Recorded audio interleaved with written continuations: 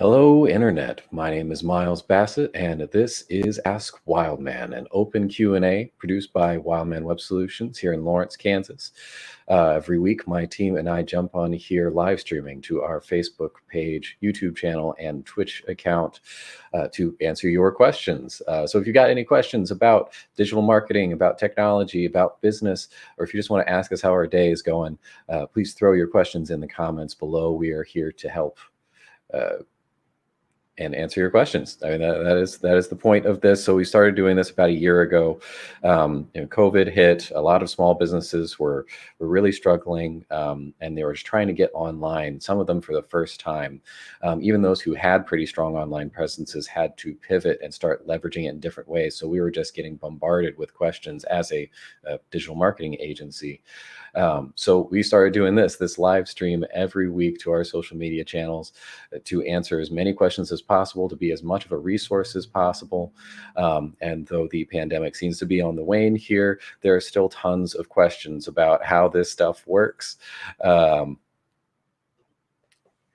what small businesses, and I guess businesses of any size, need to do in order to work in this digital landscape. 2020 has changed a lot for running a business, changed a lot for existing online. And we've been trying to stay on top of things, stay on that bleeding edge so that we can answer your questions, serve our clients better, and be more of a resource. Now, this isn't the only thing that we're doing here at Wildman Web Solutions to be a resource. So if you haven't checked it out already, please go to our website, wildmanweb.com. We've got tons of information there. Not only can you just jump on here and learn about our company and what we do here, we've also got this entire resources section here, starting off with the blog. We've got articles posted all the time to go over some basic concepts. We go over social media, over search engines, content writing, basic tips in marketing. So make sure to visit our blog here, read through the articles. If you find them helpful, maybe give them a share. If you like this show, we've got the live stream archives here where we're uploading previous week's shows. So, if you found something that we said interesting, or we said something smart a few weeks back, you can jump on here and find the video as well as a full transcript. We teased this for months, and now finally it is live. This show, the Ask Wildman show, is available as an audio-only podcast. So jump over here and find the podcast wherever it is that you listen. Each one of these is a link to the different services. So just come here to our website and check that out. And then finally, we have our toolkit. This is exactly what it says it is. It is a local business online toolkit. Is a toolkit of software specifically built for small businesses to more effectively exist online. So whether you are trying to manage your website or increase your rankings, increase search, get control of your reviews or get more reviews, figure out how your online advertising is doing, there's tools in this toolkit to help you manage all of those things. And this toolkit is 100% free for anyone who wants to jump on here. Just fill out a little bit of information about your business. It'll get you all set up and logged in, and you can start using it today. All right. Shameless self-promotion aside, we are ready to jump into our open Q&A for the day. I see we've already got a couple of comments coming in here. Hello, Jeff, our favorite viewer. So if you have any questions, follow in Jeff's footsteps and throw your questions in the comments below. We'll address them as they come up. Or if you're watching this later, you're not catching us live, you can still be part of the action by emailing us at askwildman@wildmanweb.com. I do have that address scrolling below me here. So just email us there, and we will either email you back or catch you next week. Okay, so to help me answer some of these questions, I'm going to be bringing in my partner right in the middle of a drink. There he is. Hi, Mike. Cheers. Top of the morning to you. It's not Irish coffee. I promise. I Miles. don't believe you. Good morning. How in the heck are you doing? I'm doing good. It's allergy season, I think. I've got a little something in my throat. So if I, lose the ability to talk here, then jump in and save me. That's what happened to me last week. I appreciate you pinch hitting for me. I had some crazy allergies going on last week. Sinuses swelled up. It was bad.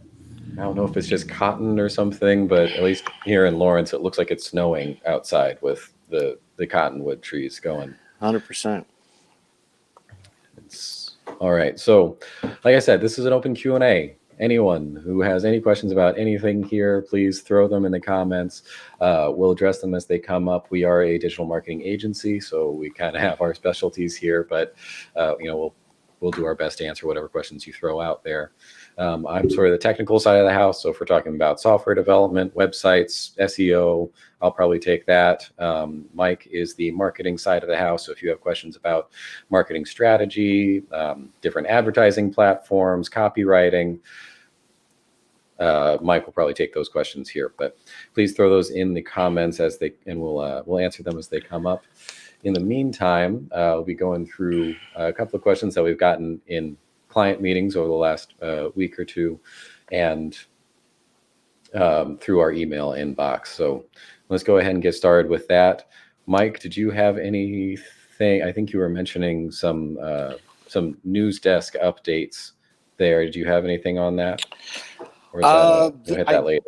We will probably get to the news desk here later, but I did have one thing, Miles, topic-wise, that I wanted to throw out there for discussion today. So we could go ahead and hit that if you want. But okay, well, I'll give you the topic. I'm gonna tell you a story, Miles, or I'm gonna tell the people a story. So Miles, if you need to, prepare your thoughts on this topic, you can. But the topic, we talk a lot about e-commerce, but we don't talk a lot about m-commerce, which is, of course, e-commerce that's done on a mobile device. And that is something that, I was thinking about the other day as I'll tell this story, and thinking about, not only the next back half of this year, but the next 2, 3, 4, 5 years down the road, and what m-commerce really means, specifically for small, medium-sized businesses, local businesses, who a lot of them are just now kind of getting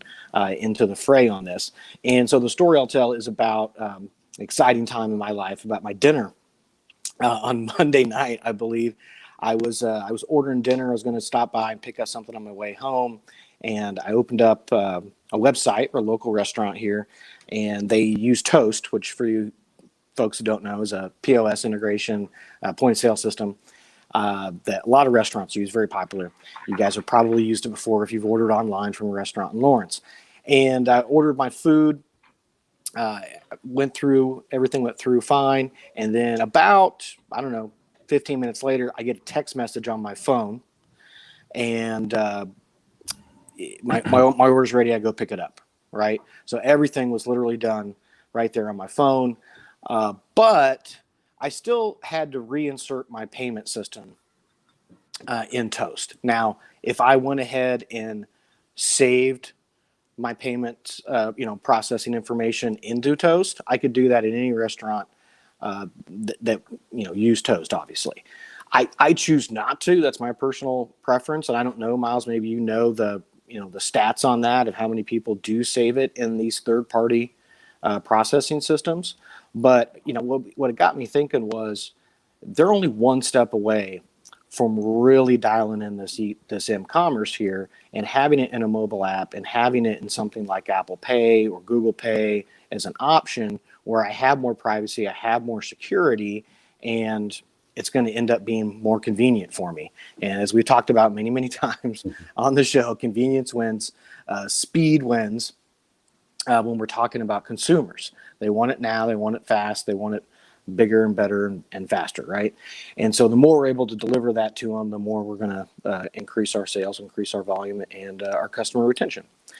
So that just kind of got me thinking about the next few years and m-commerce in general. And I'll throw some stats out here in a minute. But the overall factor is that it's gotten to the point where it's 50% of all e-commerce sales. And I think there's a couple of big factors here. First of all, is that security factor. I think that people are getting more comfortable just using, putting a credit card into a phone. We remember, I certainly do, Miles probably remembers as well, when people would not, especially older people, would not use a credit card on the internet. I mean, that was super risky, right? And it took them a while to be able to go and trust that. And then smartphones came out, and it was the same kind of resistance. They weren't quite sure if this was going to be secure. And certainly the young people have no problem with it. And I hate to be morbid, but we know as time goes on, those people that are young now are going to be older, and those people that are older now are going to be gone. And and I think that's going to be a really, really dynamic shift, as we talk about the next 5, 10 plus years in buying. And, many, many people will only do mobile commerce. And I don't mean that they're not going to go out to eat or something like that, but when they buy through e-commerce, they will only do it online, is what I mean by that. And another interesting stat line here, Miles, is e-commerce has gone up, I believe, 39% Q1 over Q1 from last year. Now, maybe that's not surprising to some people, but what's surprising to me is not only the level that it's gone up, but the way that it's sustained itself. Now, it has come down a little bit, since the height of the pandemic. People are obviously returning back to shop more because shops are open now. But in terms of the volume of the billions of dollars of new money that was added into e-commerce, that does not seem to be going away at this point. I'm sure it'll be diluted a little bit, as the pandemic fears hopefully go away later this summer and people really, really start to shop openly. But Miles, just from a technical side of view, from a mobile app developer side of point of view, what do you feel like small businesses need to be investing in? Because this is also a really good time for small businesses to plan. Everybody's been kind of just going by the seat of their pants for the last 15, 16 months, and now here we are in the middle of the year. It's a good time to just catch our breath here in the dog days of summer, kind of reassess things and plan for how am I going to grow, how am I going to invest, how am I going to keep these customers happy and put new ones in the pipeline. And to me, m-commerce is a big, big part of that. And so obviously you have the mobile app development side of it. You have the processing side of it, where we're able to leverage things like Apple Pay and Google Pay and Amazon Pay. But what are the pieces to the puzzle here if I'm a small business owner sitting down to plan in Lawrence, Kansas for the next 6, 12, 18 months? And how do I make my e-commerce grow using mobile? Well, I, along with probably everyone else in this space, am wondering how much of the stats that we're looking at right now, how much of the growth that we're seeing is a temporary spike or an outlier. As we all know, last year was a little bit of an outlier in a lot of ways. Of course, I'm understating there. Last year was insane, especially as a small business owner. So I'm really interested to see how much of that is permanent and how much of that was just sort of a fluke of the year. But if you happen to be one of the too many business owners that think that last year was entirely a fluke and that, as soon as this is all over, it's going to go back to normal, I can tell you with absolute certainty, you are wrong. This isn't a question of how of if we're going to go back to normal or not. It's going to be a question of the degree of change. How much of this is going to continue? How many of the trends that we're seeing right now are going to continue, and at what rate? We're still moving in that direction. So we've got to react to this. We've got to upgrade our systems here, update the way that we think about these things, and keep moving as if this is the world we live in now, because it just may be. So with that out of the way here, you are absolutely right to bring up mobile commerce. It is not exactly a new player to the game, but it is definitely a powerful one, a combination of two massive trends that we've seen over the last 5, 10 years. That is the growth of e-commerce, just business being done online, and the growth of the usage of mobile devices. We're talking about every week. I think we bring this up on the show that, depending on what study you look at, somewhere between 60 to 80% of all internet browsing is done on a smartphone now or some sort of mobile device. And that's not even touching app usage, that's just talking about internet browsing, because most of the time that we're sitting here on these phones, we're not actually on the internet, or we're not just browsing the internet through a mobile browser. We're probably using an actual mobile app. So all of those things put together means that there is a massive amount of business being done online, and specifically through mobile phones. And I think you kind of hit the nail on the head with the convenience factor. I think that's why this is winning. It's so easy. It's sitting right here in front of me. It's within arm's reach all the time. So whenever I need something, the other day, Rachel saw a spider crawling across the floor, killed it. And then I was like, oh man, we got to get some traps or something. Now, in a different time or place, I would have to remember that. I have to write that down on the grocery list or something. And then next time I go to the hardware store, remember to pick up some traps for this. But instead, right then and there, I pulled my phone out of my pocket. I had 2 clicks on my Amazon app, and it was on my doorstep 2 days later. That level of convenience and that level of just instant access it's incomparable to any other form of marketplace that we've ever seen before. So the idea that I didn't have to enter any kind of credit card information. I didn't have to think about it. I don't even think I looked at the price of the thing I was buying. It was just there. It was the first one. It was recommended by something. I wanted it now. So I clicked the buy now button, and it already has all my information. It knows where I am. It knows how to charge my card, and they're sending it to me immediately. 100%, Miles. And then the other thing I just want to interject right here, or actually 2 quick things, are, going back to my example of the delicious place that I got a burger from the other day, and having everything, in a mobile app and actually, sync together, is that place that gave me the delicious burger didn't get any of my data and information. That's true. Toast got my data and information. And as we know, the data and information is really the most valuable part when we're talking about, customer retention and even getting new customers. And so if I'm able to learn more about my customers, I'm able to serve them better, right? I mean, let's just put this in very simple terms that even non-tech people can understand. If I know more about you, I can talk to you better. I can give you more rewards. I can give you more of what you want than if I don't know anything about you. If you're just a blank face coming through a computer screen, right? So, having that mobile app is not just for speed and convenience too. It's also to form a deeper relationship with your clients and your customers, and be able to understand what they want and then reverse engineer that and give them more they want, so you can beat out your competitors. So that's just the first point that I want to interject. And then one quick stat that I just found, which I thought was interesting. Then I'll let you get back because you were making some good points there. Now keep in mind, this is all retail sales. Is that I found a stat where they're expecting from now until 2024 that e-commerce is poised to make about a 3% increase in the total volume of all retail sales in the United States. But it doesn't sound like a lot until you think about the incredible volume of all retail sales. A 3% increase over that time is actually astronomical. So carry on, Miles. I just wanted to throw that in there. You're absolutely right.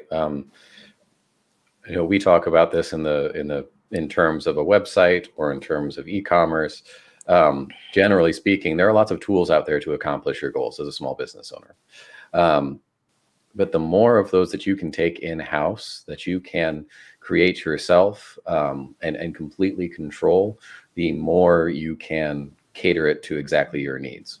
So if you have your own e-commerce system instead of using the third-party system, or if you have your own website instead of leveraging social media or something like that, and if you're collecting your customers' information directly, then you can customize that process to exactly what you need it to be in order to better serve your customers. I mean, of course, we're a marketing agency, so we have to think about it in those terms, but this is a win-win for everyone here.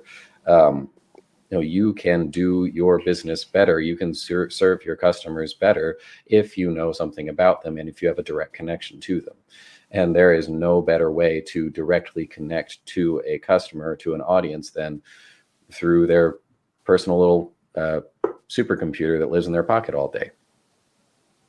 Whether that means that you are, interacting with them on social media, or if you have a mobile-friendly website, or if you have something like your experience there, if you, instead of leveraging Toast online ordering and their information, if you have your own system for allowing people to do that, then you can collect all their information. You can interact with them directly. You can get all the details about them in order to serve them better and make their experience just that much better. So that's a very important point to bring up, I think. It's just such an intimate connection that you have with someone with their phone, whether you're doing text message marketing, or if you're sending out push notifications on your mobile app. All of these things have a much higher response rate, much higher open rate, much higher conversion rate. People are much more likely to engage with them than, say, a targeted email or something. Specifically because, I don't know, there's something about just something coming directly to my phone that makes me think it's for me. It's specifically for me. It is this personalized message. And I'm much more likely to engage with it, and engage with it positively. I don't have the stats off the top of my head, but I know that the open rate of text messages is way, just astronomically higher than, say, an email marketing campaign. So leveraging that kind of, I don't know, a psychological hack or whatever it is, and contacting people, interacting with them through their mobile devices is going to be a win no matter what you're trying to do. If you're trying to garner more attention, to engage with your audience more effectively, if you're trying to get a message out there, whether it's a sale or some branding messaging, if you're trying to just keep the customers that you have and make sure that they have really awesome experiences and they have a direct line of connection to you. All of these things are made more effective by leveraging a mobile device, and some element of what you're calling m-commerce here, which is just e-commerce executed on a mobile device. So yeah, I think that is the ultimate intersection of probably the two biggest trends in the online space that we've seen over the last 5-10 years. So it's a clear next move for small businesses. To answer your question more directly that you threw to me here, what do small business owners really need to be looking at in this space? I think probably one of the harder ones, or one of the bigger ones, would be looking at getting a mobile app.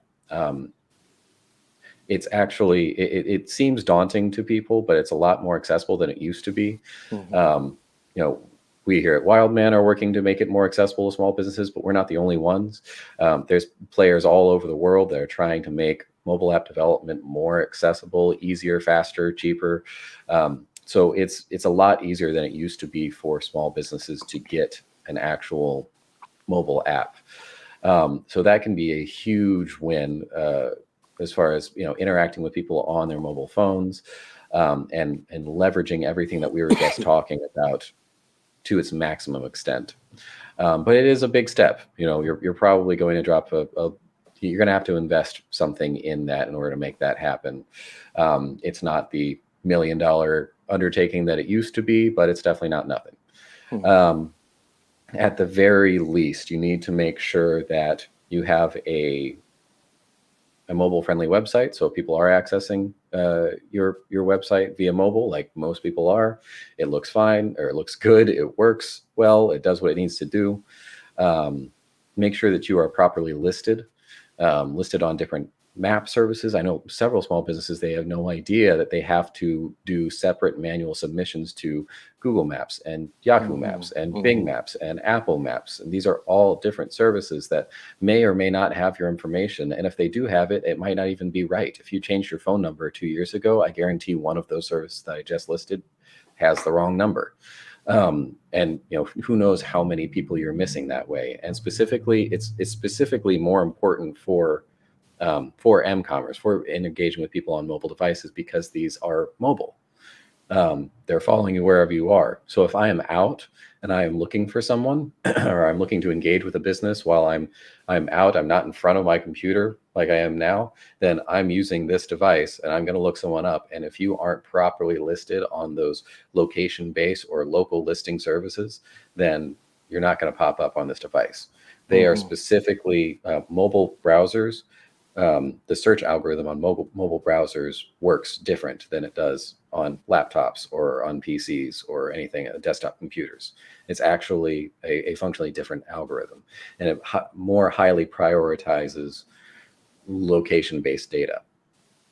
So the quick and easy answers here are going to be: make sure your website is optimized for mobile and actually works on mobile, and make sure that you are listed properly on map directories or map services, directories, and other local listing services.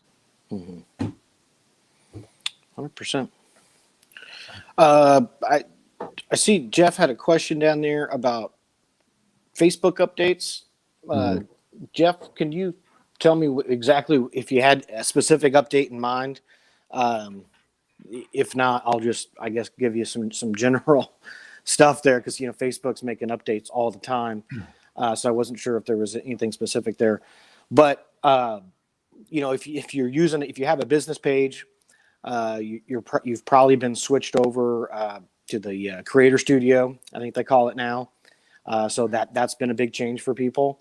And definitely make sure that your pages are verified.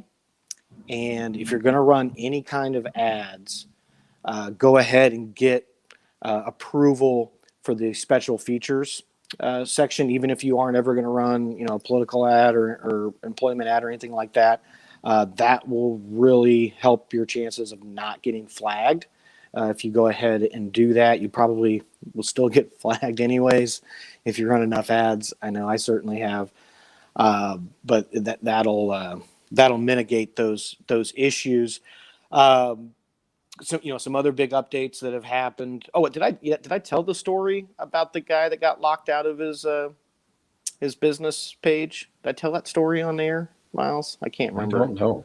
Okay. Well, yeah, I'm really serious about verifying your page because I had a friend of mine who he got his page got automatically switched over to the Creator Studio, and his stuff was not verified, and he got locked out of it.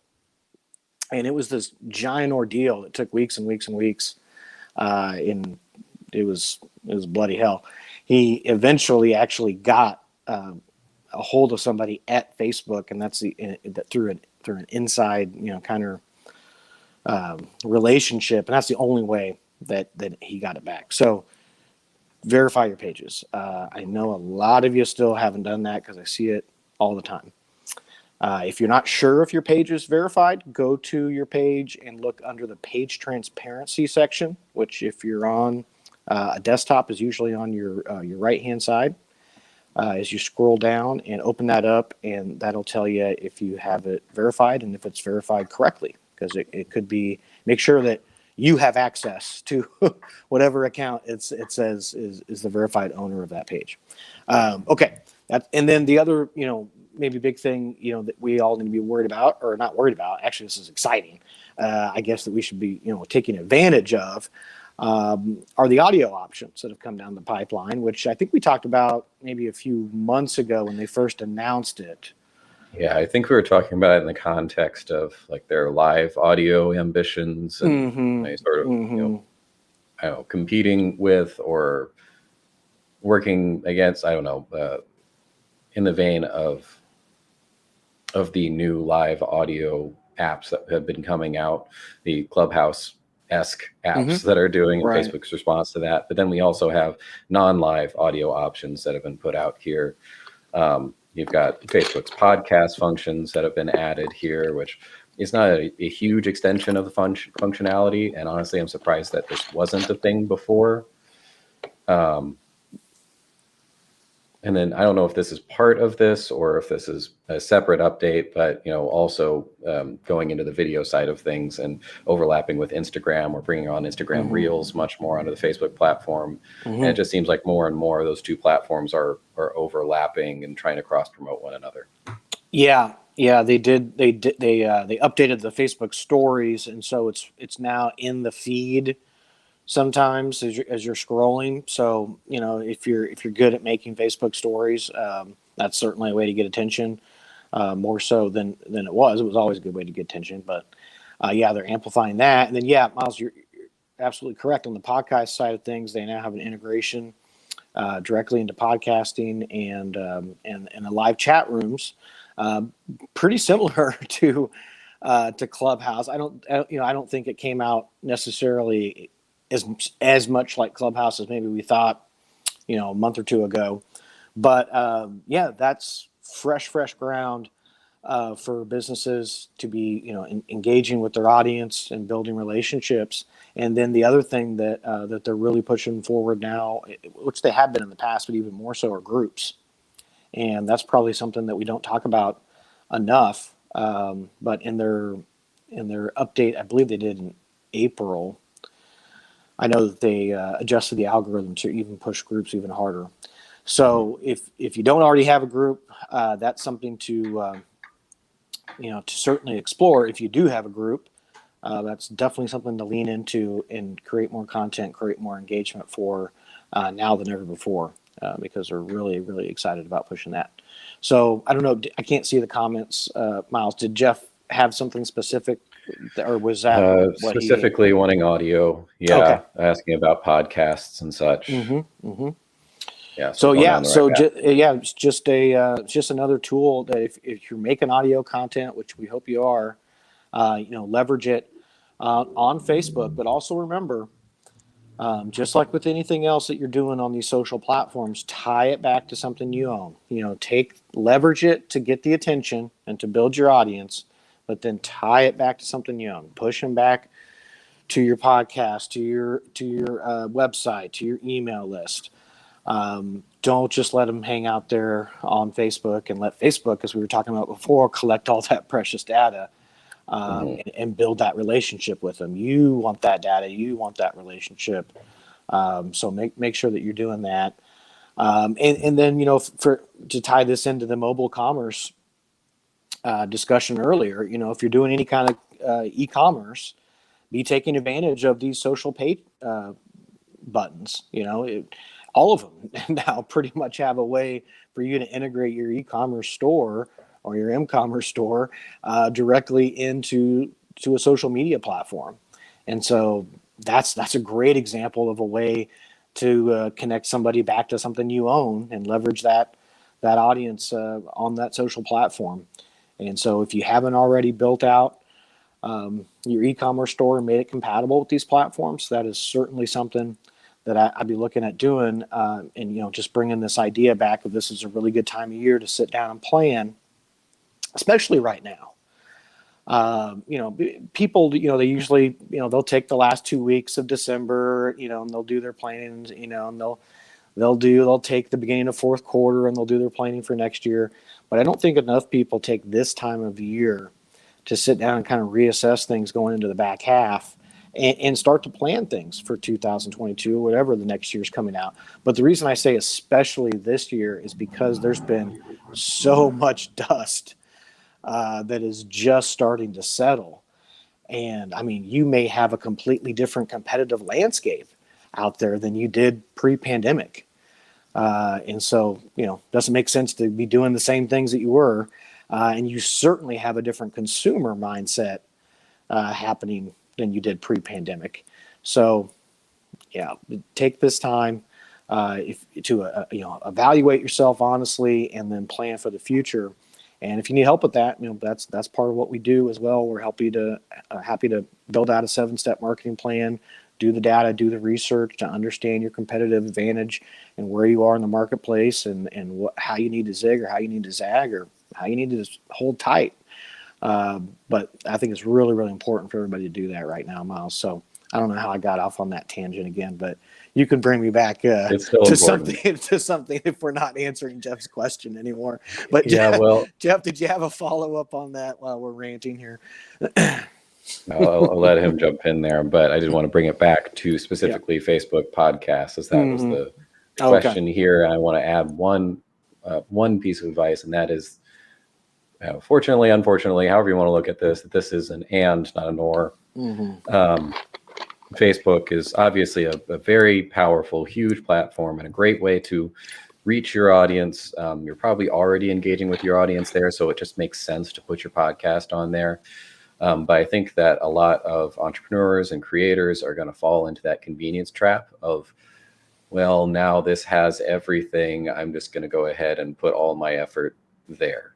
I'm going to start really publishing my podcast there, and maybe I'll put less focus on these other platforms that I was working on, because Facebook just has more and more and more functionality, and might as well just do this all in one place. I don't want to rework on a different platform that has less reach or less features or whatever.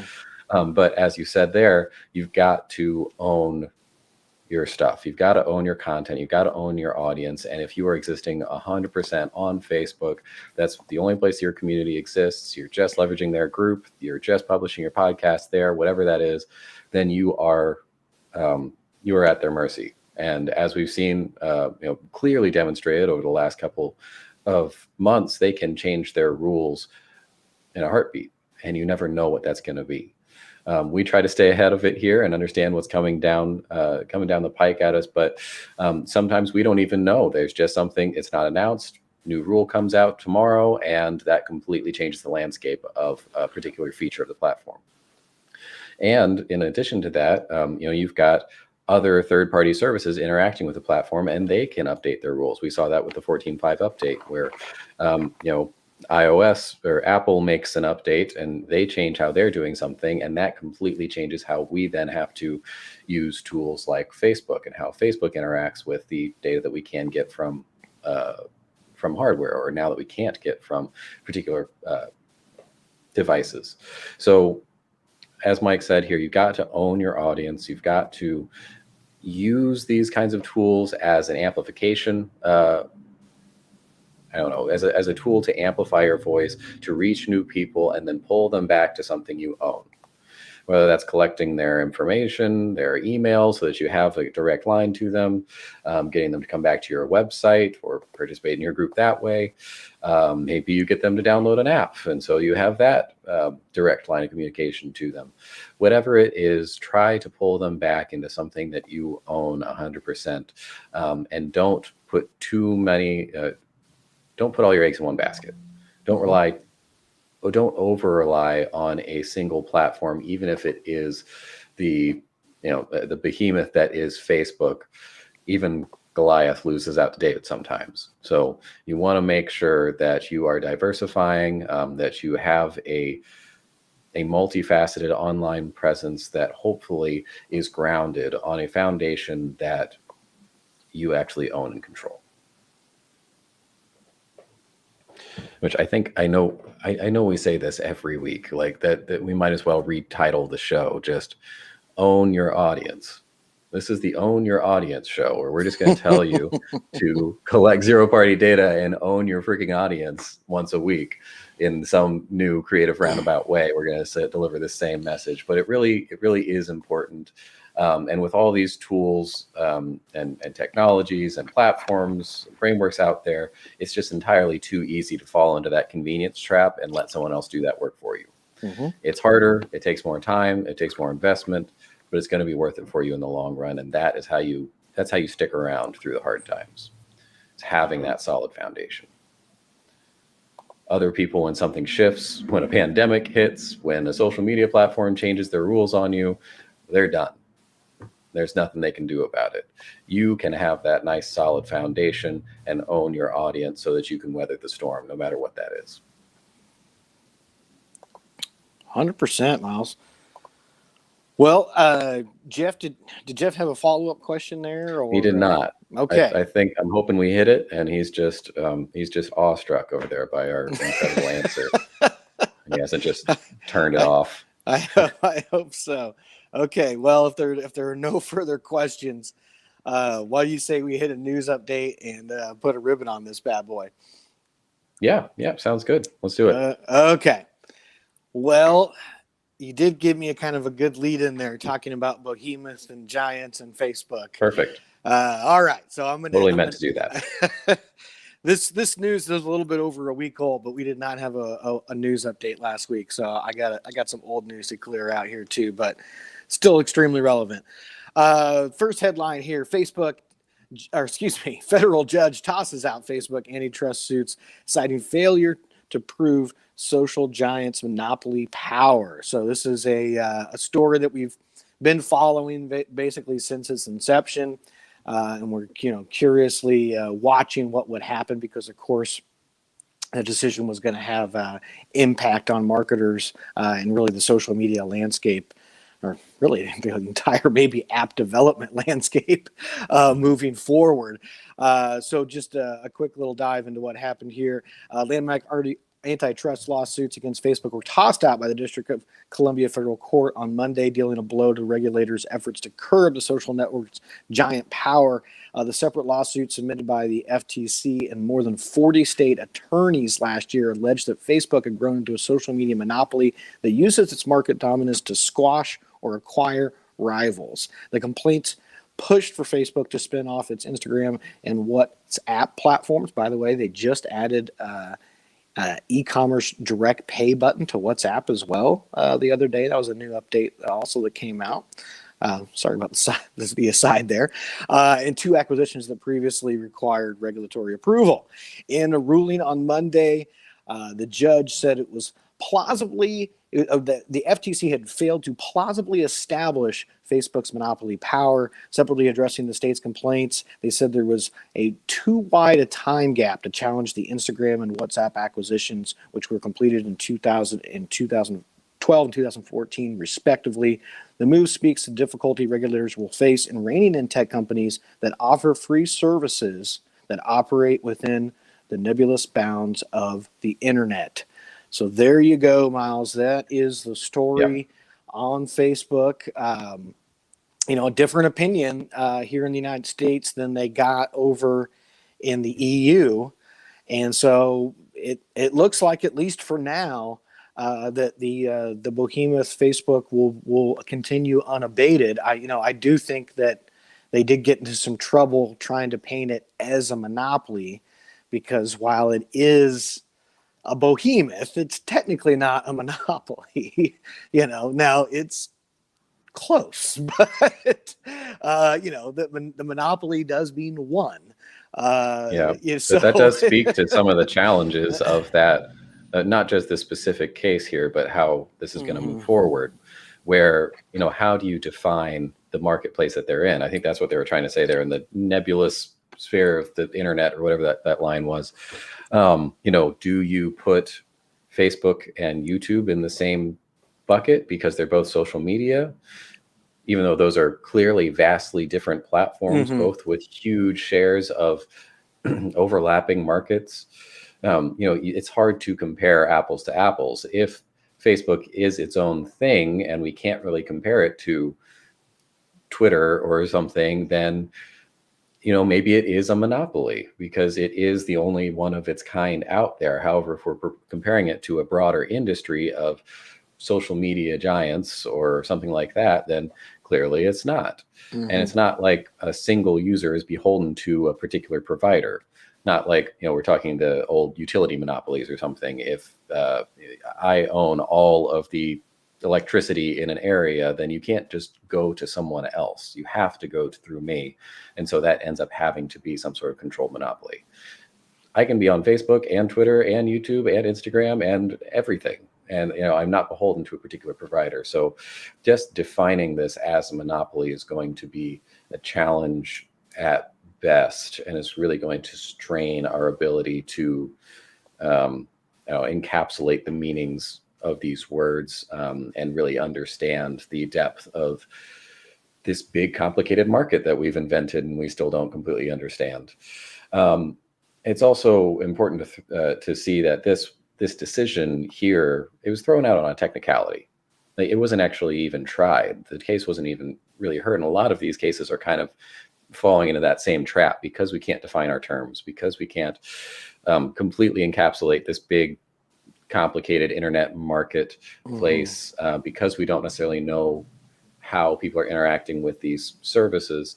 It's going to be difficult to really come to any kind of conclusion in the court of law. And I foresee this happening a lot. Some sort of case just being thrown out on some sort of technicality here, or it doesn't even get to be heard. And then even if it is heard, just proving something is going to be crazy. So I don't think that we've seen the end of this, just the legal actions being taken here. But yeah, that is definitely a large challenge that they kind of outlined there, is just figuring out what the hell we're even talking about before we try to challenge something. 100%. All Not right. to mention, this isn't the first time that this has even happened. Like, we thought people thought MySpace was a monopoly. People tried to challenge that, Yeah. and then you saw where that went. People thought that Internet Explorer was a monopoly, and they sued Microsoft because they automatically downloaded Internet Explorer onto all the computers that they sold, and they said that that was a monopolistic tactic to make everyone have it, because you can't buy another computer. You can't buy a computer without Internet Explorer on it. That was a huge lawsuit, I don't know, 20 years ago. Yep. That didn't come to anything, and now we see Internet Explorer is all but dead. So who knows where we'll go from here? Well, I can assure you it's not the last time we will probably revisit that story, Miles, but I appreciate the analysis there. All right, I'm gonna keep moving on here. This next one, actually, this comes from an interview that I recently read with the Wendy's CMO, their chief marketing officer, and just a couple of quick things that I wanted to point out stood out to me that I thought were interesting. And in line with a lot of the recurring themes that we talk about. Wendy's has created a $1 billion breakfast business in the last year. And it's really interesting that they launched their new breakfast menu. They took a big gamble. They launched their new breakfast menu exactly when the pandemic hit, March of 2020. And of course, breakfast has been really trendy. It's almost as trendy as the chicken wars that we were talking about a couple of weeks ago. And a lot of established companies were trying to break into the breakfast space. And a lot of them, once the pandemic hit, they got out. They stopped. And Wendy's did not. They actually doubled down on it. And so I think this is a really interesting test case. And it says, rather than pulling back on breakfast as competitors did, Wendy's stayed the course and made breakfast a larger component of its strategy, including with the launch of a rewards program centered around digital engagement last summer. So what did they do? They said, we're going to go digital, and we're going to engage, and we're going to reward people through our app for coming into breakfast. And it ended up actually working. They left their competitors in the dust. Executives now say Wendy's breakfast generates more than $1 billion in sales, the type of growth that has recently led the marketer to dethrone Burger King as the number 2 burger chain in the United States. And then here's the quote from the CMO. One of the biggest reasons that we push so hard for breakfast is that we just kept hearing over and over how disappointed consumers were with the category offerings for breakfast. It was tired. It was old. It had been the same offerings since 1972. So what else were they doing? They were listening. They were listening with 2 ears, speaking with one mouth, and they were executing on what the customers wanted. And it's exactly the kind of stuff that we talk about all the time, and it's a real world example of how they turned it into $1 billion profit center in a place that a couple years ago you would have never thought about for breakfast. So I don't know if you had any interesting things to add to that, Miles, but I thought that was worth sharing with the people there. That is, and that brings up a really, really important, very deep, almost philosophical question. Who goes to Wendy's for breakfast?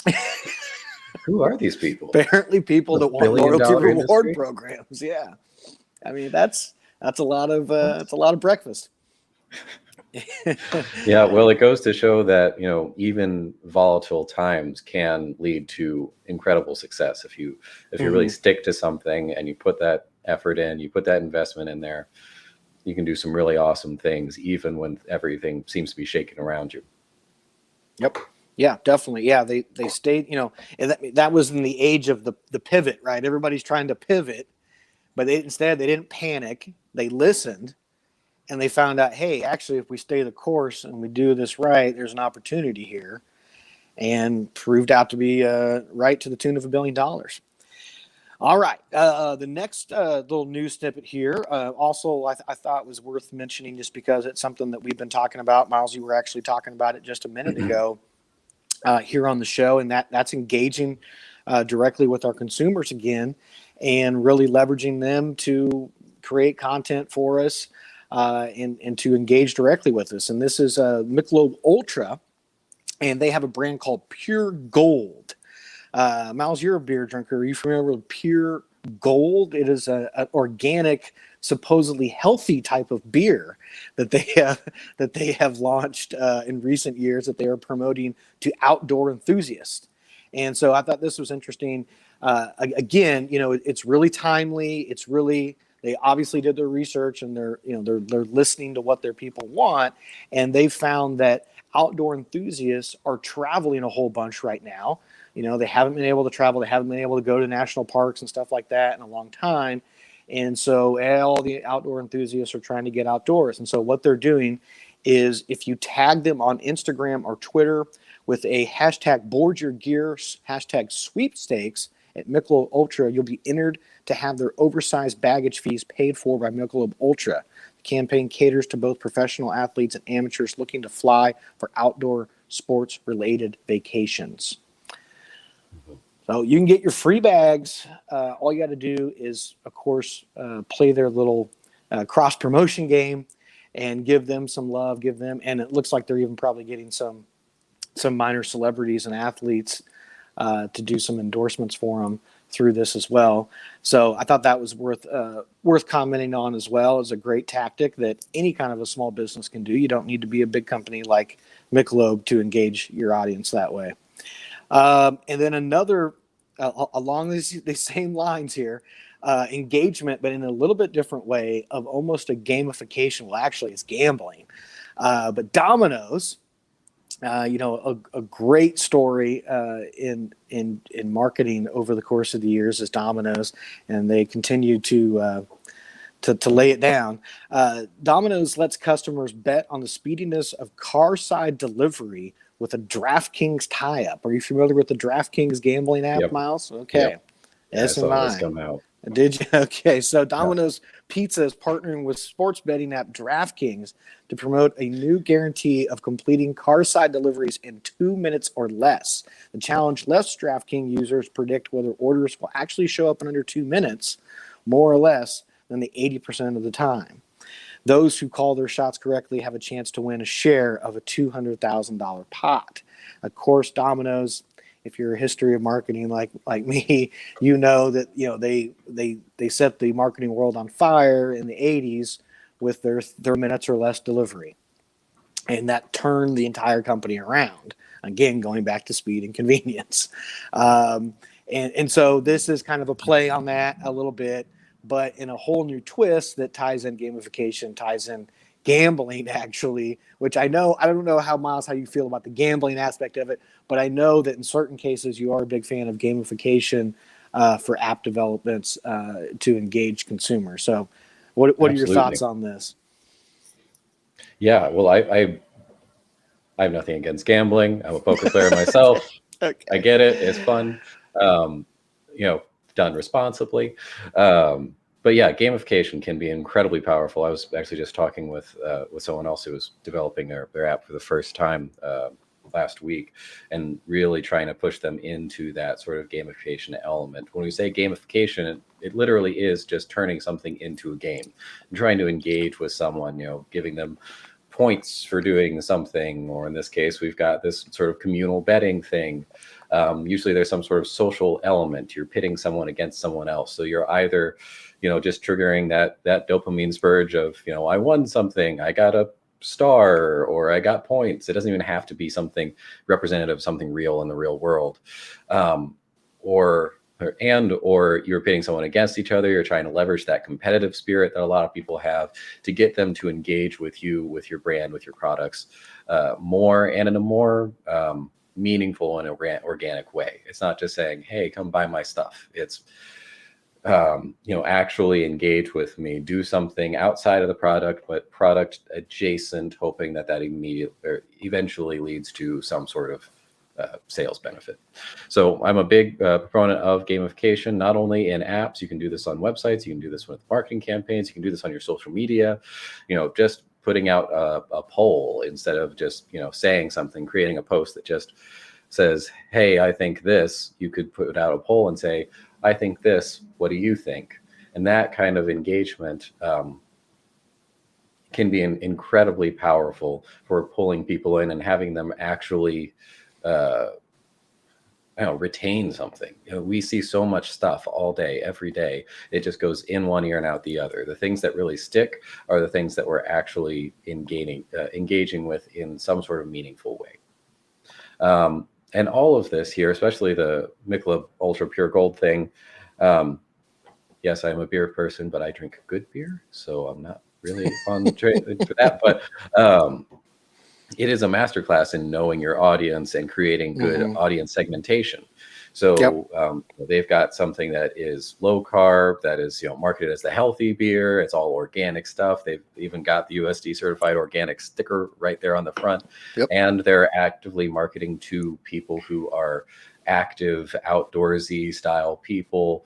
They are really catering to a niche element of their market. And they are, utilizing these different marketing trends to engage with these people again more meaningfully, which ties it back into the original conversation we were having at the very beginning of this show. That is using this technology to create more meaningful, more direct involvement, more direct engagement with your audience. So whether you are using social media to do that, using your own website to do that, using your mobile app to do that, or you have a really smart marketing campaign like this, no matter what, the end goal is to create some sort of real connection between me and my prospective customer, and that is you. Yeah. Okay, I got one more. One more thing, and we gotta wrap this up. Well, actually, I got two more things, but I got one more on customer engagement. I will make it fast, Miles. Okay. All right. But this is some good stuff. So Chipotle has hidden giveaway codes in the television ads that they're running during the NBA Finals for a game within a game is a way to get people to download and engage with their app and their customer loyalty rewards program. And so I really like this tactic because, of course, you can't have a great app and not have people use it, right? So you have to have strategies and tactics to get people to first download the app and then get them to use it. And as we talked about before on the show, once you get them to do that, you're really in the driver's seat and your customer lifetime value is going to shoot through the roof. And so what they're doing is they've placed basically codes inside the commercials, and then you can download the app, or if you already have the app, open the app and get your rewards directly through the app. They've also tied this into an SMS marketing campaign. So love that tactic. Again, these are something that, yes, the big boys and girls are doing this, but it doesn't mean that they are the only ones that can do this. It just takes a little bit of planning, a little bit outside the box. But these tools and these tactics, as Miles was saying earlier in the show, are now accessible to even the smallest of businesses out there. And if you are the one that leverages it, you're really going to see an upside. And then the last thing I just want to mention, Miles, kind of a fun story about the NCAA has revised their policy, and they have at least for the time period, this time period, they could revise this again, I guess, because the NCAA kind of, they make their own rules. So they're like an autonomous government. But now college athletes can get paid for their name, image, and likeness. And I saw our good friend Mitch from the KU basketball team, as he signed a deal with, blanking on the name now, 1-800-GOT-JUNK the other day. And so it'll be interesting, 1-800-GOT-JUNK obviously is a big company, but it'll be interesting if local, small or medium-sized businesses get into that game with KU athletes and what that comes down the pipe later on in terms of branding and all that. So just something to keep an eye on there. But yeah, the NCAA has now reversed that policy, so it'll be real interesting moving forward here, at least for the next year or two, to see what happens there. That's all I got, Miles. Sorry to go over time. No, we're good. We're good. We got some work to do, but we did have a good comment come in here from James. And I just really wanted to hit it here. He says, does McDonald's Monopoly Sweepstakes count as gamification, or does it have to be through the web? Which I think is an awesome point to make here. So thanks for bringing that up. I'd say I don't want to mislead you here, because when people do say gamification, they do mean something specific. So they are talking about something technology related, typically within, like specifically within app circles. That's where this is discovered, or where this is discussed a lot. Not necessarily mobile apps, but software applications.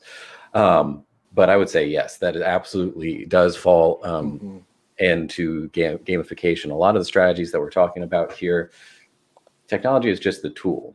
It's one of many tools in your belt, but the strategies stay the same. A lot of these strategies haven't even changed since, we're talking about old admin techniques of sales and marketing. Whereas now we're just leveraging mobile devices and websites and social media to execute on the same strategies. So, finding different ways to engage with your customers, to make something fun, to create some sort of game that is product adjacent or has something to do with your overall marketing or overall branding, or, in that case, something a little bit more sales specific, has been and will always be, as long as humans are semi close to what we are now, incredibly powerful way to drive your brand, to get more sales, to get more loyalty out of someone. If you can really truly engage with someone on a personal level like that, you can make interacting with your brand fun and interesting and engaging, then they're going to pick you over the competition every time. Yeah, I mean, it goes back to one of the oldest lessons in sales, from Zig Ziglar, is that people want to buy from people they know, like, and trust. People want to buy from their friend. And so if you make a friend with someone, when I used to do, direct sales training, that was the first lesson. That was all we did. I taught people how to make a friend. I know Miles has seen me do this lesson. I'm not going to do it right now because I know we're over time, but it's so important. It doesn't matter if you know your product, the features, or anything. If they don't like you, they're not going to do business with you. It's just basic human nature. But to that question, I love that question, and because that is such a good example, the McDonald's sweepstakes, because all of these things that we just talked about in the news breakdown, all these tactics that people were implying are just an evolution of that idea that McDonald's launched. And I'm old enough to remember when they launched that thing. Must have been, I don't know, late 80s or something. But, it was $1 million. That's what it was. It was $1 million sweepstakes. And in 1988, $1 million was like, whoa, And my sister and I drove my parents nuts taking us to McDonald's. Uh-oh. We might have lost him here. We're never going to find out what he went nuts for in McDonald's.